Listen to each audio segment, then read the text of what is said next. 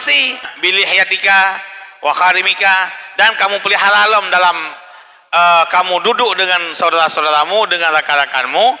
Kamu harus memelihara, jangan main-main dengan jenggot, dengan dua berhabar ni tak boleh jenggot putih kalau ada.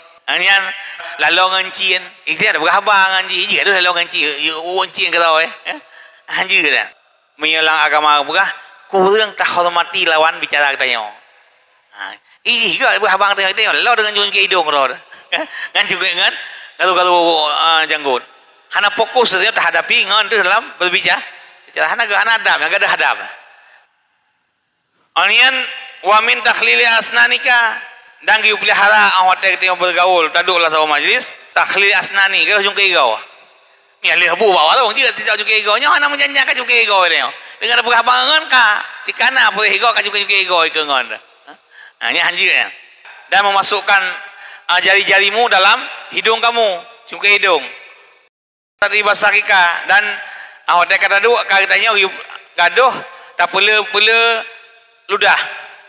Maknanya giu pelihara katanya obek awak kata duk kata akal ludah di bawah. Yang cukup bahaya, dua bak warung gop. Tajib ia sama-sama. Ka ibabah ba aki. Nyana si perlu dengan behakan hana. Kata meh mina. Di pila ke. Kena babine. Di orang kedai ni tam, orang je kubi waji. Orang lain ai budak nya hana perasaan.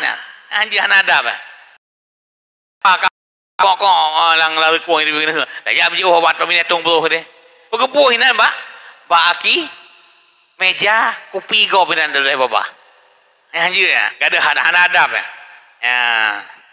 Ini kan kebiasaan lang bergaulan kan. Hai kedai kopi. Masa anak kena samping meja go. Itu dah babah hina lagi dah baik ke. Karena ada jalan tapi bawi ni yang nak adab, bedah aja minta 4 dah dong bro. Ingat dah itu dah babah.